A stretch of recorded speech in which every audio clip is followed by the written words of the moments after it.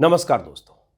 मेरे हाथ में सवा पन्ने का एक बयान है, करीब करीब 4 पैराग्राफ का। यह बयान बिल्किस बानो का है। बिल्किस बानो की एडवोकेट शोभा गुप्ता के हवाले से कल देर शाम यह बयान तब जारी किया गया जब सुप्रीम कोर्ट का अहम फैसला आया। सुप्रीम कोर्ट के फैसले में क्या हुआ, जजों ने क्या कहा, कैसे बिल्किस बानो के दरिंदों की रिहाई पर सुप्रीम कोर्ट ने गुजरात सरकार को फटकार लगाई, कैसे सुप्रीम कोर्ट के जजों ने कहा यह एक तरह से फ्रॉड है, कैसे जजों ने कहा कि सुप्रीम कोर्ट के आंख में धूल झोंक कर किस तरह से गुजरात सरकार और याचिकाकर्ता ने उन दरिंदों की रिहाई सुनिश्चित की। यह सब सुप्रीम कोर्ट ने कहा, आपने सुना होगा और इस पर बहुत सारे लोगों ने वीडियो बनाया, मैंने भी बनाया। लेकिन कल देर शाम जब सोशल मीडिया पर, देर शाम कहे रात करीब 10 साढ़े 10 बजे सोशल मीडिया पर जब बिल्किस बानो का यह बयान दिखा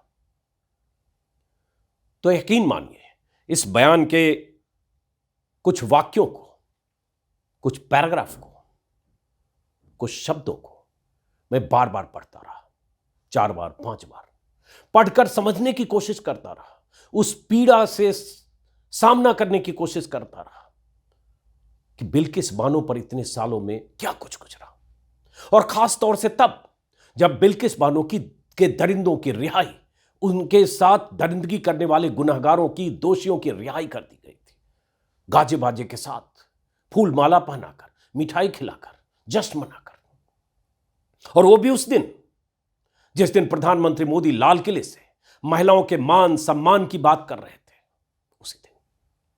तो बिल्किस बानो के इस बयान को मैं इसलिए पढ़कर थोड़ा सोचने लगा उसके बारे में, क्योंकि जो बिल्किस बानो के साथ हुआ, इतनी बड़ी त्रासदी, इतना जघन्य अपराध, वो कोई महसूस नहीं कर सकता। वो सिर्फ बिल्किस उससे गुजरी है, और उस बिल्किस के साथ नाइंसाफी तब हुई सरकार की तरफ से, साजिशन, जब बिल्किस के दरिंदों की रिहाई हो गई। बिल्किस ने अपनी चिट्ठी कहे, बयान कहे, अपने बयान में अपने दर्द को बयां किया है। मैं सुनाना चाहता हूं आपको, सुनिए और समझिए कि देश में एक महिला पर क्या कुछ गुजरा, और जब यह गुजरा तो सत्ता में बैठे लोग, सरकार के मुखिया, मीडिया के तमाम चेहरे सन्नाटे में चुप थे, मौन साधे थे। कल भी मौन साधे थे जब बिल्किस के गुनहगारों की रिहाई के फैसले को सुप्रीम कोर्ट ने निरस्त किया, जब कह दिया सुप्रीम कोर्ट ने कि उनकी रिहाई धोखा है, फ्रॉड है। गुजरात सरकार ने अपने अधिकारों का बेजा इस्तेमाल किया, गलत बयानी की, मिसलीड किया सुप्रीम कोर्ट को। तब भी मीडिया के बड़े तबके में सन्नाटा है, मोदी जी मौन है, अमित शाह मौन है, बीजेपी के नेताओं के बयान नहीं है, क्योंकि यह सब तय करके ही तो हुआ था। बिल्किस ने इसमें जो लिखा है उसको गौर से सुनिए, उसके बयान को। असल में आज मेरे लिए नया साल शुरू हुआ है। वैसे नया साल शुरू तो 1 जनवरी को होता है, पूरे देश के लिए, पूरी दुनिया के लिए। लेकिन बिल्किस ने कहा कि असल में मेरे लिए नया साल आज शुरू हुआ। आज मतलब कल, क्योंकि कल सुप्रीम कोर्ट का फैसला आया था। मेरी आंखें राहत के आंसुओं से भीग गई। बिल्किस रोती तो रही लगातार। 21 साल की थी बिल्किस जब उसके साथ दरिंदगी हुई थी, जब बिल्किस के मासूम बच्चे को पटक कर मार दिया गया था, गर्भवती बिल्किस के साथ गैंग रेप हुआ था, बिल्किस की मां के साथ रेप हुआ था, और उसके 7 परिजनों की हत्या कर दी गई थी। 6 बाद में भी लापता हुए जो नहीं मिले। बिल्किस उस दरिंदगी को याद करके, उस दरिंदगी के असर में लगातार रही सालों साल, 21 साल। आंसू बार बार तब भी निकले होंगे, लेकिन आंसू सूखे होंगे जब लगा कि उसे कुछ इंसाफ मिला। लेकिन 1.5 साल पहले, 1.5 साल मतलब 15-16 महीने पहले, जब उन दरिंदों की रिहाई हुई, तब से फिर बिल्किस रो रही होगी। इसीलिए जिक्र किया कि मेरी आंखें राहत के आंसुओं से भीग गई है। पिछले 1.5 साल में आज पहली बार मेरे चेहरे पर मुस्कान आई। मैंने अपने बच्चों को गले लगाया और मुझे ऐसा लग रहा है कि मेरे सीने से पहाड़ जितना बड़ा पत्थर आज उतर गया। आज मैं सांस ले पा रही हूं। यही न्याय का एहसास है मेरे लिए, मेरे बच्चों और हर जगह की हर महिला के लिए सम्मान और न्याय का समर्थन करने और उम्मीद की रोशनी के वादे के लिए मैं भारत के माननीय सर्वोच्च न्यायालय का शुक्रिया अदा करती हूं। यह लड़ाई आसान नहीं थी, क्योंकि यह लड़ाई सरकार से लड़नी थी बिल्किस को, क्योंकि सरकार की तरफ से बिल्किस को छोड़ा गया था। क्योंकि सरकार ने बहुत तयशुदा ढंग से, गुजरात सरकार ने सजा माफी नीति की आड़ में, पुरानी सजा माफी नीति की आड़ में छोड़ा और अदालत की आंख में धूल झोंक कर छोड़ा गया। और जब बिल्किस ने सुप्रीम कोर्ट का दरवाजा खटखटाया पिछले साल नवंबर में, उसके पहले भी 4 याचिकाएं हुई 4 याचिकाकर्ता की तरफ से, तब भी अदालत में देश के बड़े वकील, सरकारी वकील उन दरिंदों की रिहाई के पक्षधर बनकर अदालत में खड़े थे और कह रहे थे कि इसमें गलत क्या है, सब कुछ कानूनन हुआ है। तो इसलिए बिल्किस की लड़ाई सत्ता में बैठे लोगों के खिलाफ थी, उन दरिंदों के भी खिलाफ थी। इसलिए बिल्किस कहती है कि इस हर एक महिला के लिए सम्मान, न्याय का समर्थन करने और उम्मीद की रोशनी के वादे के लिए मैं भारत के माननीय सर्वोच्च न्यायालय का शुक्रिया अदा करती हूं। मैंने कल भी कहा था, इसलिए हम लोगों में आक्रोश है, क्योंकि सरकार ने बचाने की कोशिश जो की, उस पर आप गूगल सर्च करिए, आपको मिलेगा किस तरह से जस्टिस जोसेफ और जस्टिस नागरत्ना की पीठ जब सुनवाई कर रही थी, किस तरह से सरकार की तरफ से बार बार अदालत में फाइल देने में आनाकानी की जा रही थी, किस तरह से बार बार टाइम लिया जा रहा था, कह रहा था कि डॉक्यूमेंट जो है वो सब गुजराती में है, उसको रिव्यू करना पड़ेगा। एक दौर ऐसा भी आया कि जस्टिस जोसेफ ने कहा कि ये लोग नहीं चाहते कि मेरे रिटायरमेंट के पहले फैसला हो, ये लोग जानबूझकर देर कर रहे हैं। और जस्टिस जोसेफ की ये प्रतिक्रिया अदालत में सरकारी वकील के रवैये को लेकर थी पिछले साल मई 2022 में। ये सुनवाई हो रही थी उसके पहले से, मई 2023 में, और ये सुनवाई शुरू हुई थी उसके पहले। बहरहाल उसके बाद मैंने पहले भी कहा है कि आज फिर कह रही हूं कि जिस तरह की मेरी यात्रा रही है उस पर अकेले नहीं चला जा सकता। मेरी इस यात्रा में मेरे पति और मेरे बच्चे हमेशा मेरे साथ रहे।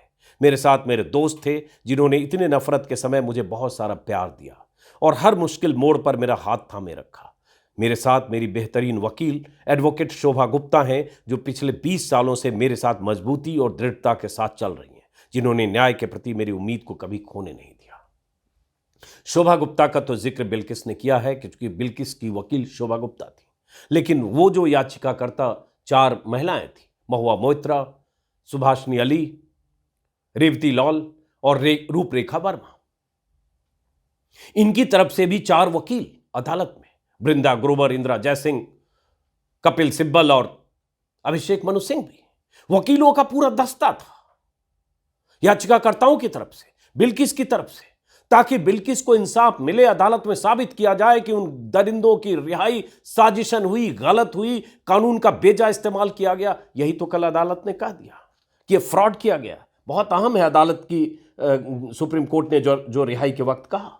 सुप्रीम कोर्ट ने 251 पन्नों का फैसला सुनाते हुए कहा कि अधिकार के अतिक्रमण का मामला तब बनता है जब किसी अथॉरिटी की शक्ति को कोई इस्तेमाल करता है। गुजरात सरकार का निर्णय ऐसा ही उदाहरण है। कानून के शासन का उल्लंघन हुआ है क्योंकि उन अधिकारों का उपयोग किया गया जो उनके पास थे नहीं, उसने अपनी शक्ति का दुरुपयोग किया गया। इस आधार पर भी सजा के आदेश को रद्द किया जाना चाहिए, क्योंकि एक जो दरिंदा था उसने सजा माफी नीति के तहत रिहाई की अपील की, पहले गुजरात में, फिर महाराष्ट्र में, माफ करें, पहले महाराष्ट्र में, क्योंकि महाराष्ट्र में मुकदमा चला था, फैसला हुआ था, क्योंकि यह मामला सीबीआई की जांच और उसके बाद गुजरात से बाहर शिफ्ट किया गया मामला महाराष्ट्र में बिल्किस की अपील पर, सुप्रीम कोर्ट के निर्देश पर। तो महाराष्ट्र में अपील की, वहां खारिज हुआ, गुजरात में अपील की, वहां खारिज हुआ, और उसके बाद वो सुप्रीम कोर्ट पहुंच गया। राधेश्याम शाह, सुप्रीम कोर्ट में कुछ तथ्य छुपाए गए और सुप्रीम कोर्ट ने कहा गुजरात सरकार को कि गुजरात सरकार इस मामले में देखे, और वहीं गुजरात सरकार ने इसकी आड़ ली, पुरानी सजा माफी नीति की, और उसके बाद उन्हें रिहा किया गया, जबकि यह दायरा गुजरात सरकार से बाहर था। यह फैसला महाराष्ट्र सरकार को करना था, क्योंकि फैसला महाराष्ट्र की अदालत ने दिया था, महाराष्ट्र के हाईकोर्ट का फैसला था और महाराष्ट्र के सरकार के दायरे में था। यही कल सुप्रीम कोर्ट ने कहा है। तो सब कुछ कितने प्लान ढंग से हुआ, और यह सुप्रीम कोर्ट ने कहा है कि यह मामला अदालत के साथ धोखाधड़ी का उदाहरण है। रिहाई का हक गुजरात सरकार को नहीं था क्योंकि दोषियों को महाराष्ट्र की कोर्ट ने सजा दी थी। गुजरात सरकार को महाराष्ट्र सरकार से रिहाई की मंजूरी लेनी चाहिए थी। दोषी और गुजरात सरकार ने हमसे यह तथ्य छिपाए। यह कोर्ट के साथ धोखाधड़ी का क्लासिक उदाहरण है। यह सब मामूली बात है क्या? क्या आपको लगता है कि ये सिर्फ उन 11 दरिंदों के कुछ वकील और उनके लोगों ने मिलकर कर लिया। सब कुछ ऊपर से हुआ, प्लान ढंग से हुआ। मोदी शाह की चुप्पी, अमित शाह के मंत्रालय का अप्रूवल, जो कल भी मैंने आपको दिखाया था, अप्रूवल की वो चिट्ठी गृह मंत्रालय की तरफ से, जिस चिट्ठी का सैंक्शन जिसमें अप्रूव किया गया। चूंकि सीबीआई ने जांच की थी, गुजरात सरकार ने सजा माफी नीति की आड़ में इन्हें रिहा करने के लिए केंद्र सरकार से अनुमति मांगी थी, केंद्र सरकार की तरफ से अनुमति दी गई थी, तब रिहाई हुई थी। और गुजरात चुनाव के ठीक पहले, क्योंकि चुनाव में इसका फायदा उठाना था, क्योंकि उन्हें संस्कारी ब्राह्मण घोषित करना था, क्योंकि हिंदुत्व के एजेंडे को आगे बढ़ाने के लिए, मुसलमानों के प्रति नफरत को और धार देने के लिए बिल्किस के दरिंदों की रिहाई की गई थी।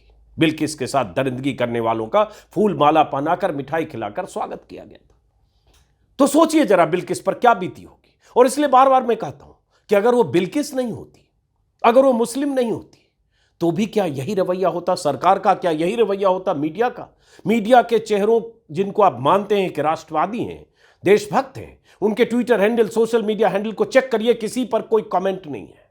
किसी ने सुप्रीम कोर्ट के फैसले को सही ठहराते हुए भी नहीं लिखा। लानत मनामत सरकार का या सिस्टम का करना तो छोड़ दीजिए। सोचिए जरा, उनके लिए बिल्किस के साथ खड़े होने में भी उनको दिक्कत है, क्योंकि वो सरकार के साथ इस कदर खड़े हैं कि बिल्किस के साथ इतनी बड़ी नाइंसाफी के बाद भी उनकी जुबान नहीं खुलती है। बहुत सारे मीडिया के चेहरों का ट्विटर हैंडल अभी मैंने चेक किया। बहरहाल फिर वापस आते हैं इस चिट्ठी पर। चूंकि चिट्ठी में जो बिल्किस ने किया, हर लाइन, हर वाक्य को अपने ढंग से उसकी व्याख्या की जा सकती है, क्योंकि उस दौर से, उस दर्द से बिल्किस 21 साल तक गुजरी है। 21 साल। जब उसके साथ ये दरिंदगी हुई तब 21 साल की थी, और अब उस दरिंदगी की घटना के 21 साल हो गए। बिल्किस ने लिखा है, 1.5 साल पहले 15 अगस्त 2022 को, जब वे लोग जिन्होंने मेरे परिवार को खत्म किया और मेरे अस्तित्व को आतंक से भर दिया था, उन्हें पूरी सजा से पहले छोड़ दिया गया, उस वक्त मैं टूट गई थी। मुझे लगा था साहस का मेरा भंडार खत्म हो गया है। लेकिन तब तक ही जब तक लाखों की संख्या में लोगों की एकजुटता मेरे पास नहीं आई थी। हजारों की संख्या में भारत के आम नागरिक और महिलाएं आगे आए, वो मेरे साथ खड़े रहे, मेरे पक्ष में बोले, और सर्वोच्च न्यायालय में PIL भी दर्ज की। हर जगह से 6,000 लोगों ने, और मुंबई से 8500 लोगों ने, 8,500 लोगों ने अपीलें लिखी, 10,000 लोगों ने खुला पत्र लिखा, साथ ही कर्नाटक के 29 जिलों के 40,000 लोगों ने भी लिखा।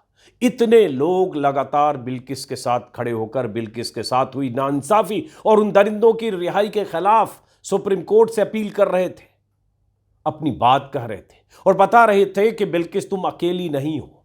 तब जाकर ये लड़ाई अंजाम तक पहुंची है। उन सब का शुक्रिया बिल्किस ने अदा किया है। इनमें से हर एक व्यक्ति की एकजुटता और उनके ताकत के प्रति मैं बहुत आभार व्यक्त करती हूँ। आपने मुझे लड़ने की शक्ति दी, ताकि न सिर्फ मेरे बल्कि भारत की हर महिला के लिए न्याय पाने का विचार बचा रहे। आप सभी का बहुत बहुत शुक्रिया। अब जब मैं अपने और अपने बच्चों के जीवन के लिए इस फैसले के अर्थ को पूरी तरह समझने की कोशिश कर रही हूँ, मेरे दिल में जो आज दुआ निकल रही है बहुत सरल है, सब कुछ से ऊपर कानून हो और कानून की नज़र में सभी बराबर हो। ये बिल्किस ने लिखा है। बिल्किस ने आप में से उन तमाम हजारों, लाखों, करोड़ों लोगों को भी शुक्रिया भेजा है, जिन लोगों ने जो जहां थे, जिस रूप में, जिन्होंने माना कि बिल्किस के साथ नाइंसाफी हुई, बिल्किस के दरिंदों की रिहाई गलत थी। एक महिला जिसके साथ जघन्यतम अपराध हो जाए, उस अपराध को हम कितनी बार दोहराएं।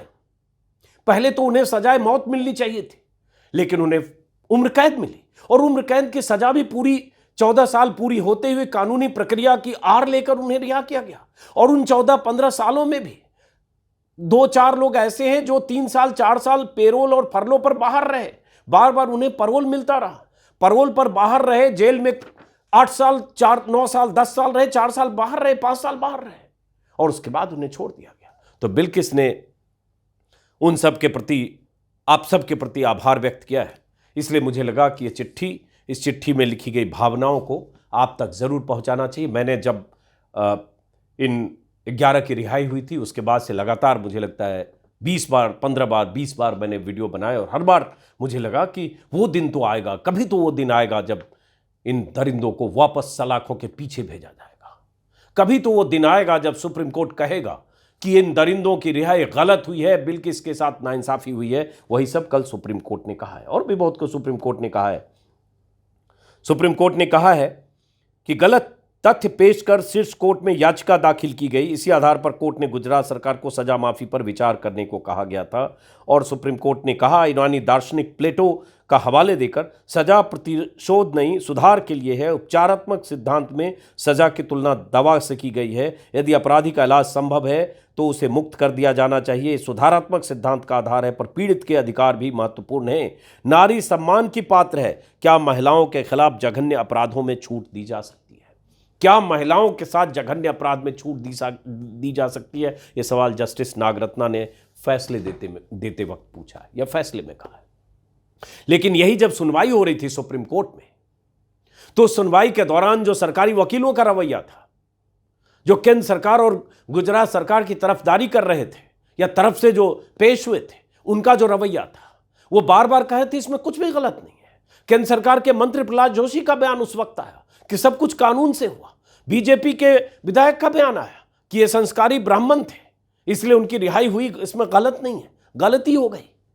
लेकिन सुप्रीम कोर्ट ने आखिर बिल्किस की सुनी।